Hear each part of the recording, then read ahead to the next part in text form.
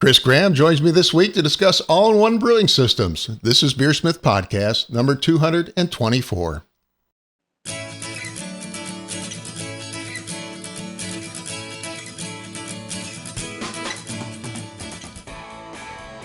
This is BeerSmith Podcast number 224, and it's late October 2020. Chris Graham joins me this week to discuss all-in-one brewing systems. Thank you to this week's sponsors, Craft Beer and Brewing Magazine. Every issue of Craft Beer and Brewing Magazine is packed with articles for homebrewers and beer lovers. They offer access to videos, brewing courses, exclusive articles, and the amazing Craft Beer and Brewing Magazine. Go to beerandbrewing.com to get your subscription today. Again, that's beerandbrewing.com. And also the Brew Commander, the new brewhouse controller from Blickman Engineering. It's available in electric and gas propane models. The patent-pending Brew Commander is a high-quality brewhouse controller that offers automated step mashing, boil timers, precision temperature control, and advanced settings. Command your brew day with the new Brew Commander from Blickman Engineering. Again, that's blickmanengineering.com. For more information, go to blickmanengineering.com. And finally, I urge you to give BeerSmith 3 brewing software a try. If you've not downloaded the new 3.1 updates for mobile and desktop, grab it now, as it includes improved data storage, additional dry hop options, new mash pH models, and a whole lot more. To download your free 21-day trial, go to beersmith.com today. Again, that's beersmith.com. And now let's jump into this week's episode. Today on the show, I welcome back Chris Graham. Chris is president of More Beer and has been brewing for over 19 years. Chris has taught at the Seibel Institute and is a former board member on the Brewers Association Board of Directors and the American Homebrewers Association Governing Council, right, Chris? How you doing, Chris? Good to have you back on the show. Doing great, Brad. Thanks for having me on. I always look forward to these shows. So how have you been doing since we last talked to you? Surviving the pandemic, I hope? I was going to say we've had a little thing called the pandemic, which has flipped worlds upside down. Cool for homebrewing in that, a lot of people are stuck at home, and so homebrewing's gotten a lot of energy put into it, which has been fantastic. I saw a pretty big pickup in the spring, and it slowed down a little bit since then, I think, right? Yeah, I think it slowed down in terms of everybody was looking for hobbies that they can do at home, and why not make beer? My friends who exercise say buying any piece of gym equipment was next to impossible, and some homebrewing things got to be like that. But luckily, supply chain has been getting a little bit better, and we've had a ton of challenges like any other company, especially our face-to-face side of things and vendor sides of things and things such as call centers and whatnot, where we've had to reimagine all of them. But I think in the long run, it's kind of set us up for more distributed workforce, which is actually kind of cool. Then we started. And that's interesting. I mean, you have one of the largest homebrew shops in the country, right? So how have you managed that transition? Well, we closed the retail stores right away. All our retail stores are in counties that, our county here was one of the first 6 in the nation to shut down. And so we closed our retail stores when we did that right away. And, we sent everyone who works for us home who can work from home. Obviously, you can't ship orders from home. That'd be weird. But, so all of a sudden, I have a phone system and it's right here behind that screen. And I'm used to having people, couple hundred feet away in a call center, and now I've got to get everyone virtually in VPNs and such, working on call quality through those and VoIP and all of that good jazz. In the long run, it'll make it easier. I won't actually have to have a server in my office if I don't want to anymore. And it allows us to hire from a bigger pool of people. We can hire from farther away, which is great because you don't need to drive in anymore. Right. And of course, you're in California, which is quite expensive too, right? Absolutely. One of the highest out there. So it'll be interesting how it all plays in. And, we're in the Bay Area, so we're around tech. And I have a lot of friends in tech. And it's been interesting of how many think they will probably never go back to an office again based off of what their companies are saying, such as Twitter, Facebook, and some of the other big guys. Have you been working at home as well? I've been at home for almost 10 years, so this is not a huge change. But That's your norm. Well, since I do all the IT in addition to a lot of our marketing, I kind of have to come in to make sure everything's working, everything's running. I do have young twins at home who are in second grade this year, and since that's all homeschool, my wife and I both think it's better that I come to the office because less distractions on both sides of the table. nice. Well, today you actually wanted to talk about all-in-one brewing systems, and there's some new options available to brewers. Can you start maybe a little bit by telling us about what makes an all-in-one brewing system? Cool. Well, there's been a few that have been around for a while, but the popularity really picked up in the last few years. So think of it essentially as a brew in a bag concept, but instead of it being a bag, it's a stainless, we call it a malt pipe, but basically a stainless, instead a basket with a false bottom built into it and such, that goes inside of your boil kettle, and it's all controlled digitally, and electric, as opposed to a traditional gas-fired type burner system. Mm-hmm. So essentially, you have this thing that looks like a big commercial coffee urn, if you will. You're going to do your mash right inside of it, and then when the mash is done, you literally pull up and lift out the mash, let it drip in, and then remove it, and then now you're right into your boil, and from there on out, it's like any other electric system. So very much like, basically it's a brew in a bag system with a stainless basket, I guess, instead of a bag, right? That's exactly it. And all of the ones we're going to talk about today are electric instead of gas, which is a pretty big departure for myself. In that since they're electric, most of the ones that are really, really popular here in the United States are 110, so you're limited in volume. And so most of us using them are making 5-gallon batches. Right, because it's to go to a 10-gallon system. I actually have a 10-gallon system. You really do have to have 220, which most of us here in the U.S. don't really have laying around, right? Maybe for the dryer, but that's about it. Exactly. If you're going to do 220, which we have a lot of customers who have it in their house, they have a big enough panel, blah, blah, blah, but they're usually dealing with an electrician at that point to get it, a plug close to where they want to brew. And I don't know if we talked about this before. For safety, it's very important that you have a GFCI plug as well, right? Exactly. And that's where I was just about to go is you're dealing with liquids and electricity. So I wouldn't recommend putting in your own plug unless you are an electrician or have electrician experience or whatnot. And you do want to make sure you do that with the GFCI. Yeah.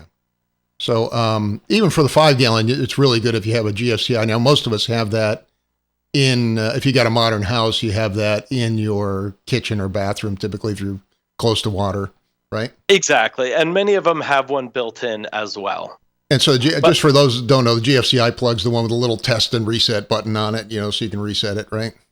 You mean the one my wife accidentally presses once in a while when she goes to use their hairdryer and tells me the power's out? Yeah, that happens. So what are some of the advantages of these kinds of systems? So, I think the number one for me that I was shocked with, I used one of these systems, and I brewed on a fair amount of the ones we'll go over today. Yep. The number one thing that shocked me when using it is volume, like loudness, how quiet they are, because it's electric. And I'm so used to, on a brew day, having the gentle hum of a burner going pretty much all day long. And sometimes it's not gentle. Sometimes it's quite loud because I'm trying to get it up even faster. So just from a change in brewing, that's one of the bigger advantages that I didn't expect. The next one is it's fairly convenient in that most of these are all 110. So it's, you can plug these in anywhere in the house. What I don't recommend is going too far of a distance. I brew in the backyard with mine. I have buddies over. We're dads of second graders. And we do run it off an extension cord, but I buy like those oversized gauge ones. But they do heat up quite a bit. So you are losing some power in going through them. They recommend plugging right into the wall. But where we want to brew, we don't have that ease of with a 6-foot cord to plug right in. Right, but I would imagine most people work off, like I said, in the kitchen or something, countertop kind of thing, right? And you could easily do it in the kitchen. Now, it is going to make steam. That's the one thing you do want to kind of equate for is where you are brewing. Just know that anything boiling, you're going to have steam coming off. I love the smell. Other people don't always love it. Spouses and such aren't always fond of that. But it's just convenient that way. And with that, they're small relatively. I used to have a 20-gallon 3-tier system, or not 3-tier, but 3-vessel system. And man, storing that thing was a pain and parts would be all over the place. Well, these are, like 9-10 inches in diameter and about 2 feet tall, maybe 2.5. So, and everything stores right inside of it. So it kind of nests. And so I keep one in my garage, and I'm not known to have the neatest garage, and my wife and kids have all kinds of stuff in there. But when I want to brew, it's so easy to just pull right out, light, and it cleans super easy. They travel well. I helped do a 40th birthday recently where they wanted to brew in someone's backyard. Very odd that it was all socially distanced, but it came out pretty well. And it was just fun in that we were able to brew in somewhere I've never brewed before, but bring all my equipment with me. And by bringing all my equipment, it was pretty darn easy because almost everything is contained just right in the unit. Yeah, I have a 10-gallon Blickman Brew Easy, which is, it's got a 20-gallon boil pot, and it's a fairly sizable system. It's an all-day affair to brew. And, since the pandemic, I've actually been looking at maybe getting one of these countertop systems just because it's also hard for me to consume 10 gallons of beer all by myself. We're not having the social events and the brew club meetings and the stuff we were doing in the past. So, I think that's another advantage, right? Exactly. The size is just right. A lot of the early on fully automated systems were a bit small. 1 gallon, 2 and 2.5 gallon, probably the most popular one. And it's just like, oh, that's just a little bit too small. These are, a convenient size. And one of the cool things is many of the ones we're going to go over have some automation. Mm-hmm. So it just makes some basic repeatability. These are definitely not hands-off units. These are not the Zymatics where you can just set it up, walk away, come back at the end. Right. These are ones you're going to interact with. But anytime you can get some temperature control, some timers built in, basic things like that, it just becomes a little bit easier to repeat things going forward. And probably the biggest advantage of these things is their cost. The downside is none of these are made in the States. Mm-hmm. And because, not because one of them's made in Germany, and it's the most expensive one, coincidentally, but the cost of these are so low that the barrier to entry, you get into your big system, a few $1,000s, I think. I could be wrong on that. No, yeah, you're absolutely right.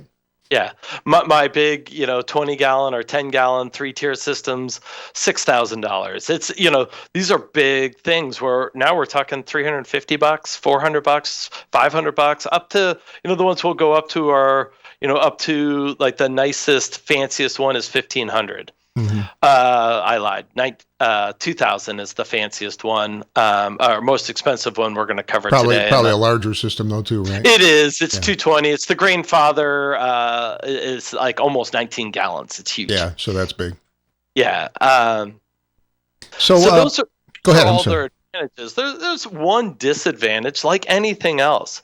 We make trade-offs when we do these things, mm-hmm. and this isn't. I would call this like, yes, you can make great beer. Yes, I think you can use these and love them, and that's kind of what I've switched over to, so that should speak volumes. But you're not going to get as technical as you probably are, Brad, in the system you're using. You're not going to be able to change it up as easily and do different things on it. You're going to kind of brew in aligned with the way these are set up to brew. You can't just say, "Oh, I'm going to have 2 mash tuns today," and party guy all that, or and put them all into one and then boil that. You're not going to do any that are above how much grains it can hold. You're just not going to be able to do whatever you want. But I don't think many people are doing that on the regular basis. So with this in mind, the ones I'm going to call like the entry level, they're all 16 to 18 pounds of grain per 5 gallons. There's not a whole lot of batches. Yeah, that's quite a bit. I mean, if you really need to boost it beyond that, you can always put some extract in too, DME, and in fact, I'm not going to lie, I'm not ashamed of it. I sometimes brew extract batches just for time's sake. Yeah. And these do just fine. It's just an electric boil kettle at that point. So that's the only downside I would say in this is you don't have the 3 vessels. You don't have the ability to change things up. You really have 1 vessel and a mash sleeve or whatever you want to call it that goes in that main vessel. Right. Well, what are some of the key features to look for in these systems? I know some of them have pumps, some of them have digital control, various levels of digital automation and so on. What are some of the distinguishing features? Start with voltage. You need to know what you've got. We have a chart on our website that will walk you through. Every product will tell you what its voltage is as well. But, the beauty is if you have access to 220 where you want to brew, that's kind of fantastic. That opens up all the worlds for you. But a lot of us don't. And we want that 110. We want to be able to travel with it. So that's where you're going to start with. And with that, you just kind of have to know that, if you're doing a 5-gallon batch and you're doing it 110, your heating times are going to take a little longer than 220. Your vigor of your boil is going to be limited to that voltage and your ability to keep it warm. Mm-hmm. So the second point I have on here is the heating elements. There are, and what controls them, how many of them are there and what controls them. You get into your basic level ones, and I'll name some names here. Your mash and boil, your Digimash, your Bruzillas. Those are kind of your common ones you're seeing out there in the marketplace that are mechanical relays. These are usually controlling one of a few burners elements that are in the bottom of the system. What's nice is some of them you can run all 3, you can run 1, so it depends on what you're doing. You're just keeping a boil going. I'll probably go the middle of the line. I'm getting to a boil. I've got them all on. I'm keeping my mash controlled. I'll just use the small one because I'm already at temperature and I'm just keeping the mash controlled. Mm-hmm. So then you have some of them, the Foundry, the Grainfather, and the Braumeister. They're using solid state controllers to control the one element that does it. So like a microcontroller of some kind? Exactly. And solid state in the long run, if you're brewing this many times, I'll be shocked on any of it, is going to last a lot longer than a mechanical switch.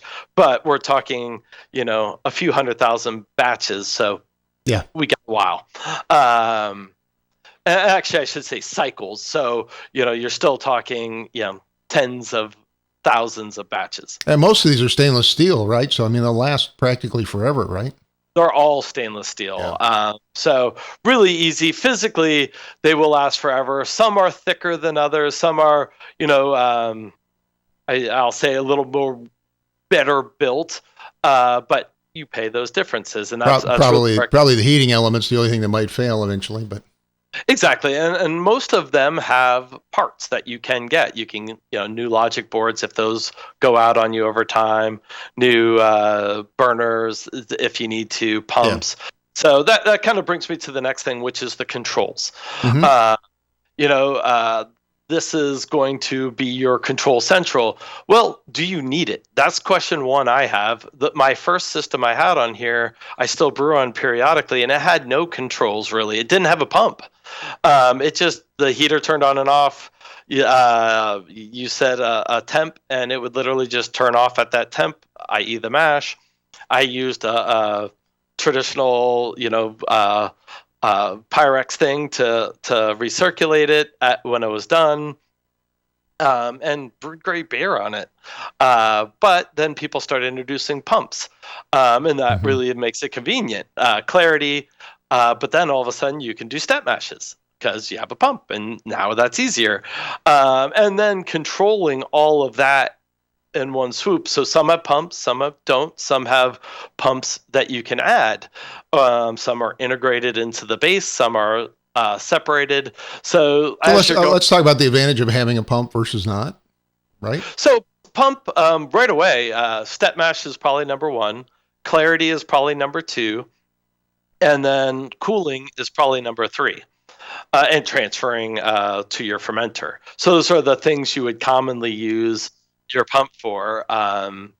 Pumps are cool, but they introduce problems potentially. That you got to keep them clean inside. You got to keep them running. You want to take them apart periodically. You want to make sure, especially if you're going to use it post chilling, that it's bacteria free. So while there is all these positives, there's a few, I don't want to say negatives, but few things that go hand in hand with having one. With that being said, pumps are very popular, and the most popular ones we sell have pumps on them. And then each one has their own ability to control how you're going to control it. And, some have programmable steps, some have manual steps, and some you can kind of fully auto mash, if you will. And then one of them has an app, or two of them have apps that you can control, but you're really just controlling the same thing that you could control right on it versus doing it on your phone. You just don't have to get out of your lawn chair at that point, right? Well, one of the things is take a look at the pictures of most of these, and you will see that the controller is at the bottom right there. You can see it. It's at the very, very bottom of that. Mm-hmm. And many of the other ones are too. Now, the Grainfather, they put it up a little bit and they put it at an angle, which is nice. You can see it. It's a little bit higher. So it depends on where you're starting with that. Are you starting on the floor? Are you starting up on a tabletop?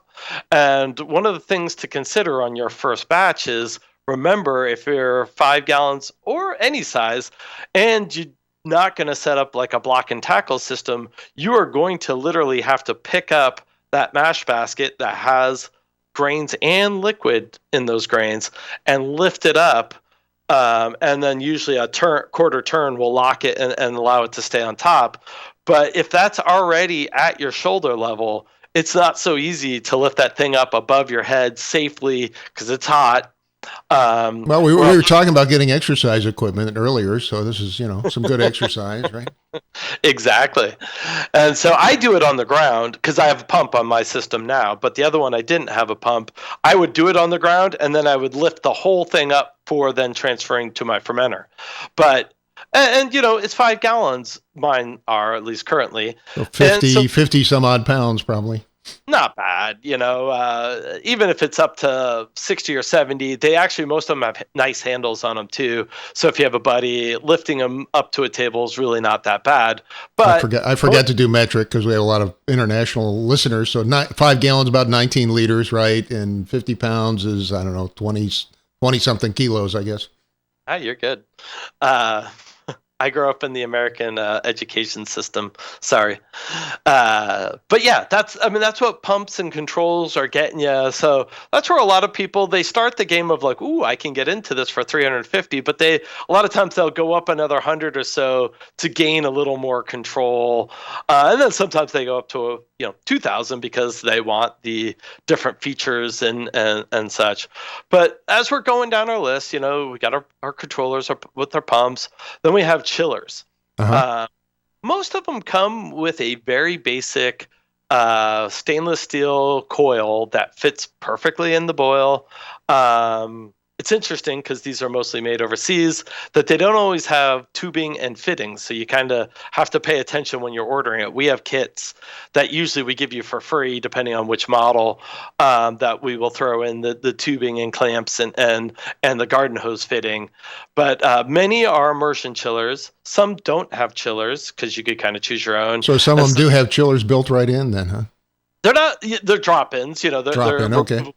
Coil chillers, I guess. Exactly, and then like the Grainfather has a counterflow chiller, and they've always been counterflow as opposed to immersion.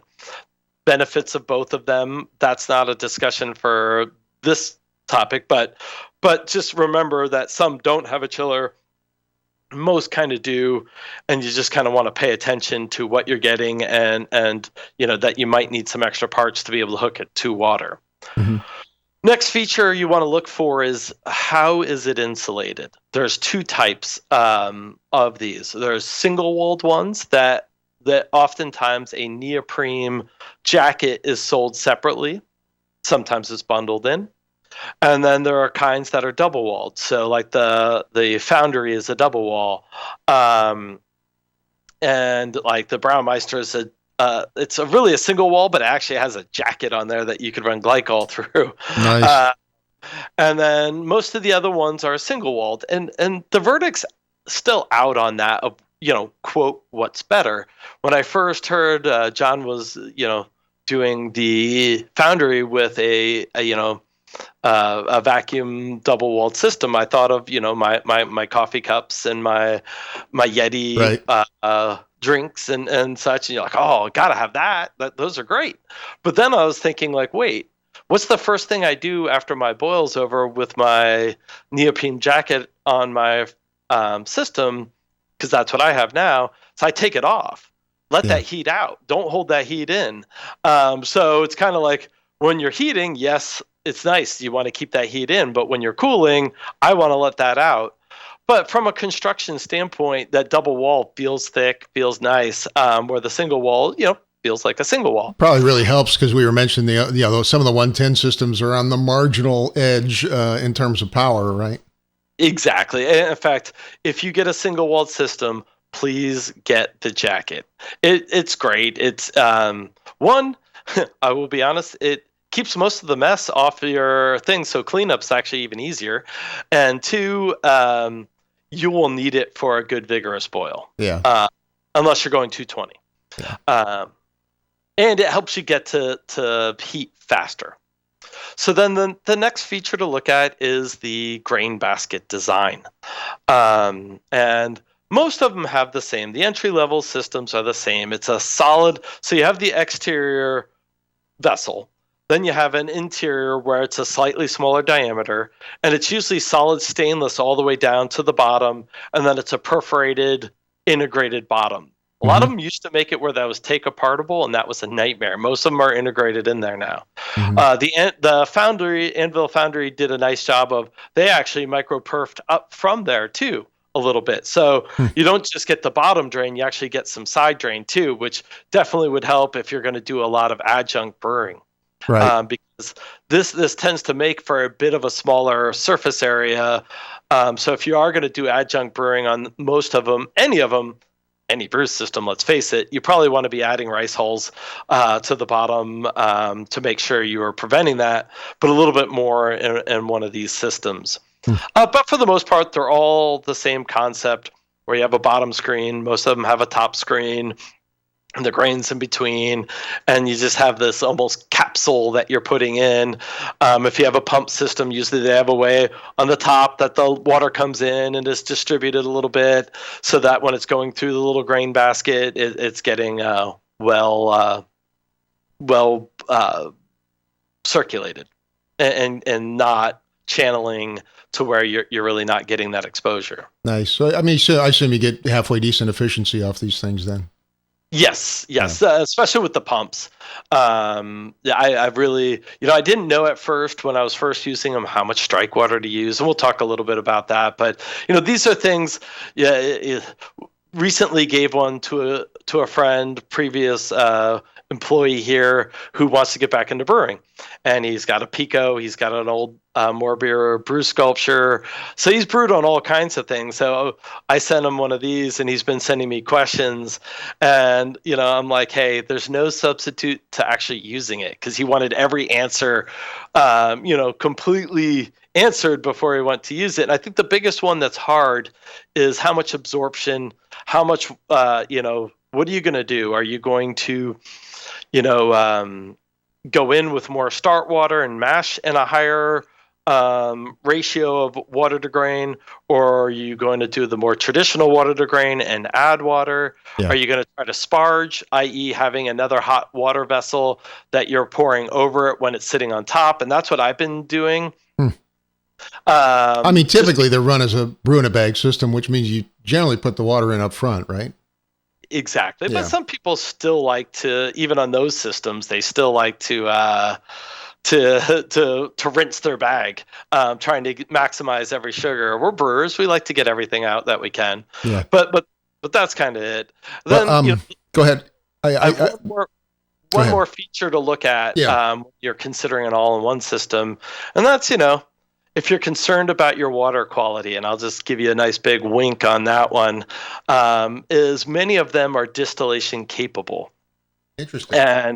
And they really these really accelerate if that's something you're ever thinking of doing, because you have electronic controls, so your temperature control is usually spot on. They're dead quiet. You're running these things for long periods of time, so pretty incredible if that's something you're interested in doing. Interesting. Well, Chris, we got about 20-ish minutes left. I wanted to actually walk through some of the systems and maybe you could talk about some of the positives and negatives for each one, or advantages, disadvantages, if you will. Sure. So I was hoping we could start. Let's start with the Braumeister, since I think that's one of the older systems. Certainly been around quite a while, from Germany, right? Absolutely. Yeah. No, that is what I would call the original. I don't typically lump them into what's out there now because they're just very different. But in reality, they're really the same, and they're the original. And we've been selling those for years, and people who've had them absolutely love them. Typically, though, they're 220, and that's the first pain point. They're also a higher cost item. They don't start at these 300 and some odd. Yeah, you see tags. Even the 20-liter ones like $1,500. It looks like exactly. There's a great home brewer down in Arizona. I forget his name right now, but he's the head of their guild and everything. And man, he loves those systems, and he's got several of them. That's the amazing part. Wow. But I would say these are the originals. They're a little bit weird in that they work the opposite of what you would expect. We're all used to when you're pumping or doing anything with your grain, the water is going with gravity. It's flowing down. Mm-hmm. They actually pump up to the center, go through the grain basket through the center, and spill over the top, and then round down. Almost like an old percolator, it sounds like, huh? Exactly. And what's also different with them over any of the other systems is their elements are actually in the liquid. Interesting. They're not infused in the bottom plate, but they're actually in there. So they're going to be the most effective. They're low density, or I forget how you say it, but they're really meant not to scorch. And amazing. At first I was like, you got to be kidding me that we're going to have these electric elements in there and not caramelize like crazy. But after brewing on them, I'm like, no, those Germans did a great job, and they don't. They are the other points I'll make about them. We've already talked about their cost point, sure. But their quality. Their quality is just amazing. The stainless, the thickness, especially on the bigger units, like they keep going, 50 liter, 200 liter. So these things are like tanks in terms of thickness of stainless and such. And we have Speidel over in most of the conferences. So if you've come, you've often met someone from there who will speak German with you, and they mostly speak English as well. But they're very proud of what they make, and they're beautiful works of art. Mm-hmm. They also, some of the things they've made some cool little add-ons too. They have an app, so they're one of the ones with an app. They have a very nice control panel on the bottom, but they also made an app, and they've also made funny little devices like measuring the airlock. They made a special airlock that can count your bubbles, and it's a nice little way to know when you're at peak versus when you're slowing down in fermentation. So, I mean, do you actually ferment in this thing too, I guess, or no? You can. No, they make stainless and plastic fermenters that can go along. Oh, I see. Okay. Yeah. But it's just fun. Oh, it's tied into their app software. Sorry, that's where I was going. Okay. Yeah. So, okay. Well, what about the next one, which would be the Grainfather? Again, been around for quite a few years. Probably one of the more popular countertop systems over the last few years. Exactly. In fact, I'll call it the godfather of these all-in-one systems. It's really the first lower cost model coming out that you could brew all in one like this. The Spidell and at 110, that probably being the biggest thing right there. So they were kind of first to market, all said and done. And I brewed on that system, really nice, nicely made. Like I said, it comes with a counterflow system. Or counterflow chiller. So you're going to want to get familiar with that. The immersion's kind of, I don't want to say idiot proof that the other ones have. This one has the counterflow right there, which is very effective at cooling fast. They've done a nice job of color coding everything, so it's easy to know where your lines go. Integrated pump. It's a nice setup. The control panel's up off the ground, like we showed in the picture earlier, and it's at an angle. I'm 6'3". It's something I can see from standing up and not have to literally lay on the ground to go program, which is nice. It does come in at a slightly higher price point than some of the other ones. You're starting at $1,000. I'm looking. This one's listed for 800, but I don't know what it has in it. So. Yeah. Okay, that's right. The chart I'm looking at doesn't include the base model, so they have the 800, and then they go up from there. Yeah. They're all nice, and then they just released their 10-gallon system. Again, you'll need 220 because you're using 3,300 watts in that thing. But it's a beautiful system for $2,000 if you want to do 10-gallon batches. Probably better for a club or whatnot, but it's a tough time for clubs to be meeting right now. In fact, our club's doing all virtual at this point. Yeah, I've been doing a lot of virtual presentations, so and it's been fun. It's great. We actually had good participation. I was going to say, I think I'm part of Club Doze. Ol and I founded that years ago with a few of the still members, which is awesome. But I almost feel in certain ways they've upped their game, and I'm sure many of the other clubs have too, which has been pretty cool. And doing group tastings, we're doing one of those coming up soon.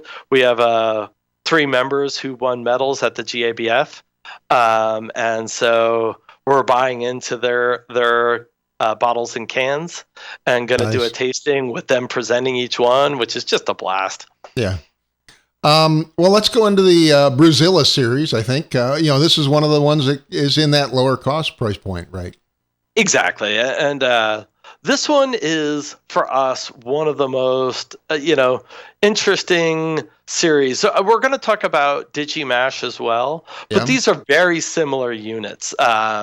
Same factory, same manufacturer, and this is a company out of Australia who's been pioneering these, and not manufactured in China, but designed and engineered, and they have a homebrew shop there, and this guy's really dynamic and does a great job and really listens to feedback and keeps reiterating each one, which has been really fun, and is a passionate homebrewer too, which is awesome because these things are getting, automated mash setups and whatnot, which is cool. Yeah. They come in 2 sizes, 5. They have, in the 5-gallon size, they have a 110 and a 220, and then in the 10-gallon size, they have a 220 one. And I would say the 110 5-gallon size is by far our most top-selling product. It's a little higher price point than some of the other ones, but here with the pump, it's $400. It looks like. Yeah. So. Exactly. And it has the automation. It has all the features to it that people just tend to want. You can start at a lower cost, but you're a little more manual. This has everything that particular type of brewer may want built into it already. Mm-hmm. Anything else on that one before we switch, I guess? Nothing that we haven't talked about in terms of, it checks off all the check marks on the. So you have the pump, you have the controller, you have a lot of those, the digital controller, a lot of those features all built in one, right? built-in heat exchanger, or not built-in heat exchanger, drop-in stainless heat exchanger. You put a jacket on that one. It's a single-walled one, and it's the one I like to brew on. I guess I'll say it that way. And I actually own a Digimash, which we'll talk about in a little bit, but this is the one that when we have set up in the brew room, that is just fun to brew on because you tend to get into doing other things like cleaning, setting up your fermentation, blah, blah, blah. And with this one, I don't have to worry about the entire mash. Right. It's handled for me. Nice. Well, let's talk about the next one, which is the mash and boil, I think, here, right? Oh, cool. And the mash and boil is interesting. It's a newer one to us, but it's not new in the market. It's very close right after the Grainfather, and it was picked up by one of the bigger wholesalers in the market. And so it has been out at a lot of shops, so a lot of homebrewers have this system. It's a nice system. It's your baseline system. It is a double-walled system, so it's a little thicker in there. It's got basic mash controller. It's manual step mashing. It's not automated for you, but still, this is very doable things. It's got a single element mechanical relay one, so finite temp control. You're running it more on the cycling when you're up at temperature rather than just being able to turn off some of the other burners. Some people don't mind it. Some people like that ability, but and your final volume is 7.5 gallon, so plenty big for boils, things like that. It's just a overall nice system. Nice. And then go ahead. I'm sorry. And at a really nice price point. Yeah, I was looking at the price on this one. $349 is what you're listing right now, so pretty good. Exactly. Yeah. Okay, well, let's talk about the Digimash, which I think comes in 3 sizes, and you mentioned you actually own one, right? Exactly. It's one of the originals out of this factory, so that's the one I have, and I still use it. I keep thinking, I'm going to upgrade, and I will. But it's like I have it, and it works. So I'm doing manual mashes when I use it. It holds 9.25 gallons, so plenty of space. Wow. And it's got a starting point without a pump of $229. So it's just like, holy cow, that's cheap. Yeah, that's fairly inexpensive, I think. Yeah, and what that's probably going to become for me is a hot water vessel, an extract brew day, a double brew day where I want to do a DME batch in one and an all grain in another. So it'll have use for me when I'm no longer using it as the primary system. Again, I got 7-year-old twins, so my brew days are limited. So I'm not brewing as much as I could. But then they got another one, so you can get an optional pump. It's about another $100. They have the next one, which is $220, same exact thing. Then they have a next one, which is the 17-gallon version of it, and that's $220. But you're doing, a 10-gallon batch, for $340. So these are prices that are kind of hard to beat. And then if you're adding a pump again, it's $100 to add that. But you're doing things manually.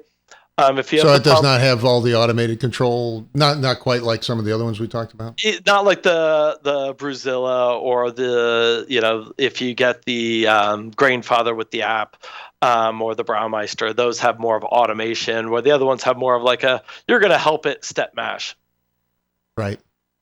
Okay, and then I think the last one we were going to talk about, which is a new entry relatively, is the Anvil Foundry, which is from Blickman Engineering. Exactly. And hopefully John's listening to this, because he did tell me that he was going to send me one to brew on, and he never did. So I can harass him. I've got his text right here. I've texted him today, actually. My bad that I didn't follow up with him, but I would like to use the system. And we drop ship with John on a lot of things. So it's a bummer in that I don't have one in-house, and I should probably change that.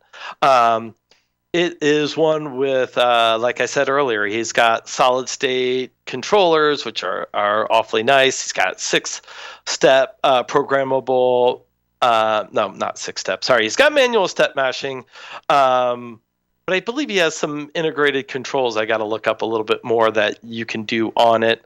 You got the immersion chiller that comes with it. But his grain basket is a little more unique.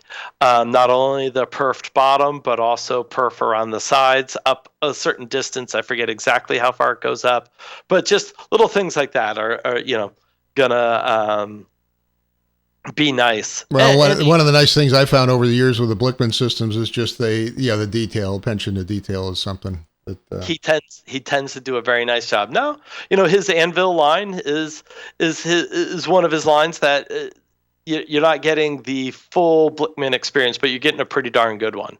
And I think the main difference, the Anvil ones, as you mentioned, and all these systems are actually made in China, right? Exactly, but you think about it, a Blickman product for $369, that's pretty darn nice. And then you can put a pump on it for another $100, and you got yourself a pretty awesome system. Yeah, and that is basically a complete system, right? So it's very similar to a lot of the other ones we're looking at. I was going to say it's right in line with the Digimash, the Mash and Boil, the Bruzilla. They're all kind of right in that same zone. Right. And what's changed is the prices have come down pretty dramatically, right? Exactly, and that's there's and what's great for consumers is when you have so many manufacturers doing this, the prices tend to get in line.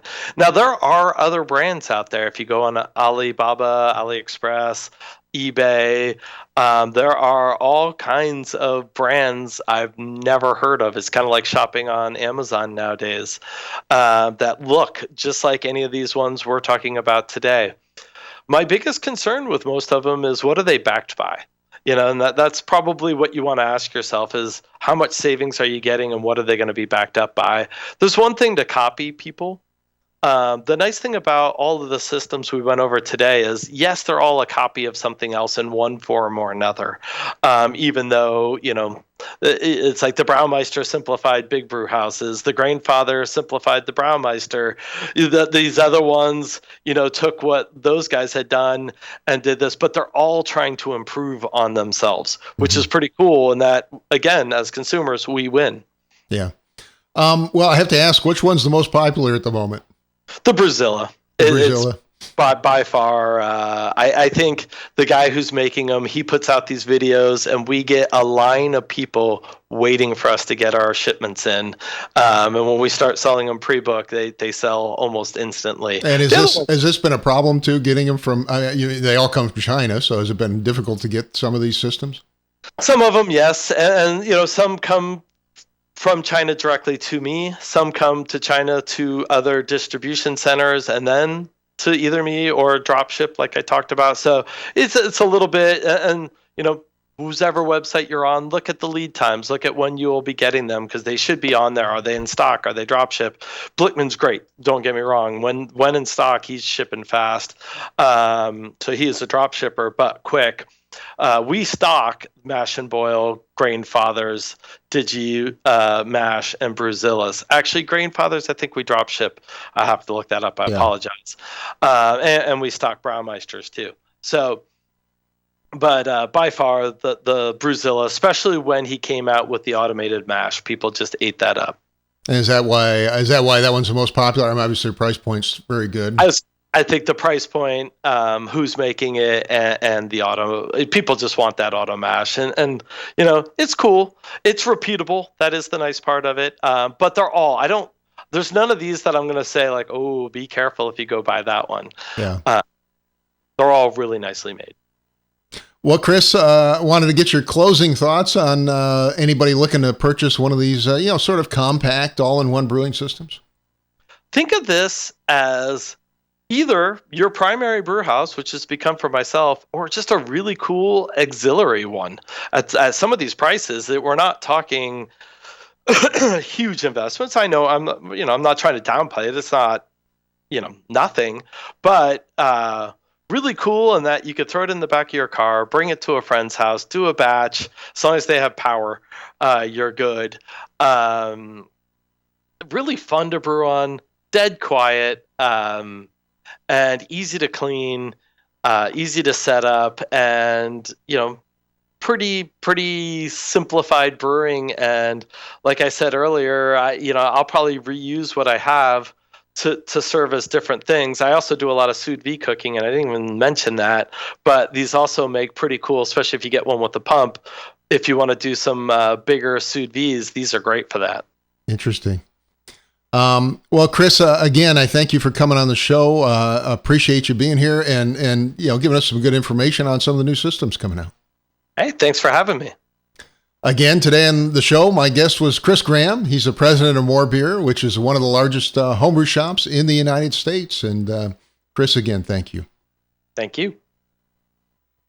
A big thank you to Chris Graham for joining me this week. Thanks also to Craft Beer and Brewing Magazine. They offer access to videos, brewing courses, exclusive articles, and the amazing Craft Beer and Brewing Magazine. Go to beerandbrewing.com to get your subscription today. Again, that's beerandbrewing.com. And also the Brew Commander, the new brewhouse controller from Blickman Engineering. It's available in electric and gas propane models. The patent-pending Brew Commander is a high-quality brewhouse controller that offers automated step mashing, boil timers, precision temperature control, and advanced settings. Command your brew day with the new Brew Commander.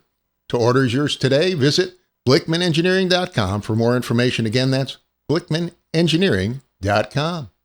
And finally, I urge you to give BeerSmith 3 brewing software a try. If you've not downloaded the new 3.1 update for both mobile and desktop, grab it now, as it includes improved data storage, additional dry hop options, new mash pH models, new add-ons, and much more. To download a free 21-day trial, go to beersmith.com today. Again, that's beersmith.com. Thank you for listening, and I hope you have a great brewing week.